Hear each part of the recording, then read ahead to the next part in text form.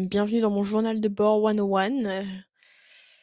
Je sais pas trop où cette vidéo va me mener, je sais pas trop ce que ça va donner, je sais pas trop quoi dire, quoi faire. Ça va être, aussi l'une de mes premières fois facecam, et oui. Je crois que j'ai juste besoin d'un endroit où je peux parler, un petit peu raconter ma vie, autre qu'à travers la poésie, puisque c'est le moyen que j'utilise habituellement. J'aime écrire et je trouve que la poésie, c'est la meilleure façon, hem, d'exprimer nos sentiments, nos émotions d'une manière, qui utilise plein de métaphores et donc en mettant des termes sans dire les termes et qui en plus souvent, rend les choses encore plus belles, encore plus touchantes et j'avais envie de quelque chose qui soit très à la source, hem et qui ne soit pas de l'écriture. J'avais aussi envie de dire les choses à voix haute, pour ma personne, je crois, pour ma santé mentale. C'est ce qu'il me faut. Je trouve que quand un humain se retrouve tout seul, et qu'il se parle un peu à lui-même, c'est plus simple pour lui de dire les choses, c'est plus simple pour trouver les mots, pour réfléchir, pour ressentir, pour plein de choses. On est le 2 janvier 2026. Donc bonne année, bonne santé. C'est un fin d'année 2025, assez compliqué malgré tout. Je rentre de Malte. C'est un voyage, magnifique, rempli d'expériences, d'émotions, de rencontres, de bonnes choses, de mauvaises choses. Petites choses qui nous ont un peu énervés, mais qui ont vite été transformées en blagues, donc c'était très cool. Les bus à Malte, c'est une dinguerie, une dinguerie. L'organisation qui est digne d'un cirque et pourtant je connais bien le monde du cirque, hein, les gars. Et ouais. Et pourtant, c'était beaucoup de visites, beaucoup de rencontres, j'ai rencontré tout le groupe de jeunes avec qui je me suis très bien entendue, surtout avec les filles. J'ai rencontré mon âme sœur amicale parce que Yousra, en fait, Yousra, ma bestie, voilà. Et à côté de ça, j'ai aussi rencontré quelqu'un. Il y a bien évidemment le retour en France qui pique un peu quand même parce que bon, bah, déjà je pars d'un paradis sur terre, parce que c'est littéralement ça, hem, pour revenir en France. Bizarrement, je m'attendais à ce que le retour en France soit, très, très compliqué et il l'a été, mais pas autant que je le pensais et j'ai pas eu énormément le temps de me poser, j'ai pas eu le temps de réfléchir plus que ça. Et puis première semaine passée, bah, le premier spectacle de décembre arrive, le premier gros week-end de rush, qui n'était pas si rush que ça, mais c'était quand même un week-end, bien rempli. Vendredi, je vais dans une petite commune de la Marne. Je suis allée avec ma mère qui m'a aidée à conduire, puisque faut pas oublier non plus que j'ai mon permis depuis un mois à ce moment-là, donc c'est pas, et dont un mois où j'ai passé à Malte, hein, donc j'ai pas conduit de fou et que c'est pas la porte à côté non plus. J'ai la voiture pleine à craquer, enfin bref, voilà. Donc déjà un petit peu de stress. La parade commence et puis j'avais un très, très grand costume qui faisait que je faisais presque 3,60 m avec les échasses et moi j'ai l'enceinte dans mon dos, dans le sac à dos, donc j'entends rien de ce qu'on me dit. Là, il y a beaucoup de vent, j'ai des grandes ailes en tissu dans mon dos, le vent s'engouffre dedans, je me fais emporter. C'était très peu pratique.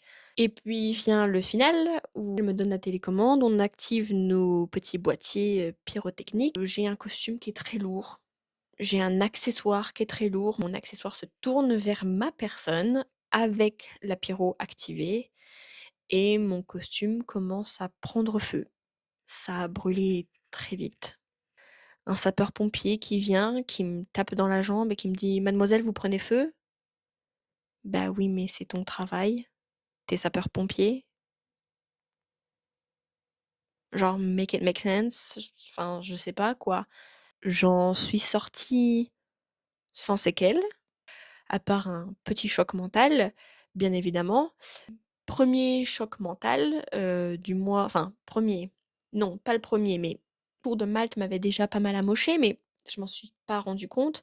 Et donc c'était vraiment le premier très gros choc mental de décembre. Tout est bien qui finit bien, je suis en vie, sans brûlure, mais ça aurait pu très mal se terminer. Je finis mon week-end en tant que petite lutine du Père Noël, presta qui se passe bien. Donc je finis ce premier week-end de spectacle de décembre, choquée. Je pars ensuite en Allemagne, toujours avec, une petite équipe de d'artistes, dans le minivan.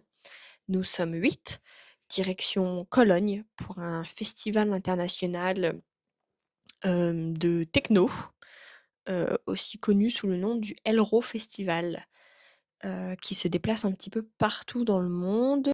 Un jour de semaine comme un autre, j'apprends un cancer dans ma famille. J'ai pas envie de dire que c'est pas grave parce que ça reste un cancer et que c'est très important, mais c'est pas le plus grave des cancers. Il s il se guérit pas forcément, mais en même temps, il est pas, enfin s'il est pris en charge, il est pas dangereux non plus, donc c'est juste des rendez-vous médicaux très souvent et donc c'est chiant, mais la personne s'en sort et la santé de la personne n'est pas plus en danger que ça. Maintenant, ça reste un cancer et ça reste un choc pour tout le monde. Le lendemain, j'apprends encore une autre nouvelle, que ma grand-mère doit se faire opérer du cœur, pour lui mettre une, je sais pas si c'est un pacemaker, mais une pile en gros. Petit choc aussi. Et puis pour, bien commencer, mon week-end parce que, sinon c'est pas drôle.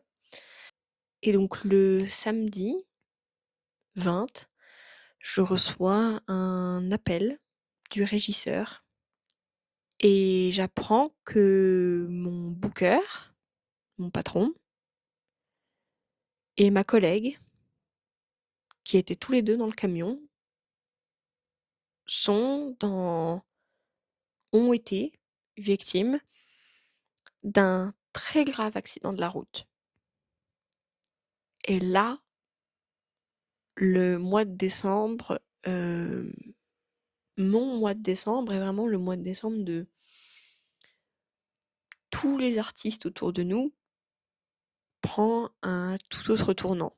On est le 20 décembre, il est censé avoir la magie de Noël pour tout le monde. On est censé avoir une meilleure fin d'année 2025. La saison de Noël se termine du côté artistique d'une bonne manière. Du côté humain, c'est compliqué. Je dois porter mon costume, je dois jouer mon rôle de lutine du Père Noël, toute contente, toute joyeuse, de plein de bonne humeur et de divertir les enfants, tout en sachant pertinemment que j'ai ma collègue qui est en train de se battre pour rester en vie. À l'heure actuelle, comme j'ai dit, nous sommes le 2 janvier, elle est toujours en réanimation. C'est un accident de la route.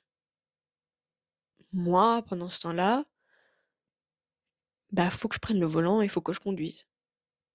À tout moment, il peut m'arriver quelque chose et on n'y peut rien, puisque le danger sur la route, c'est pas nous, c'est les autres. Oui, la vie est fragile. Oui, c'est compliqué de pas être un control freak. dans cette vie à l'heure actuelle, puisque comment être sûr et comment s'assurer une vie saine quand on peut pas contrôler les idées stupides des autres? Comment vivre sans avoir peur finalement? Et en même temps, j'ai pas envie de tomber dans tout ça, puisque si je tombe dans tout ça, ça veut aussi dire que je ne vis plus, que je mets ma vie en pause et je ne vis plus, et c'est pas une vie, et je veux vivre. Un rappel brusque, très très brusque et très violent. La vie ne tient qu'à un fil, et en plus de ça, c'est pas une corde d'escalade qui est capable de supporter 650 kilos. Non, c'est un fil très léger. C'est un fil de couture limite. Un coup de ciseau et tout est coupé quoi. Je crois que pour finir ce premier journal de bord, j'ai envie de poser une question. Si c'est ça la vie, est-ce que j'ai envie de cette vie?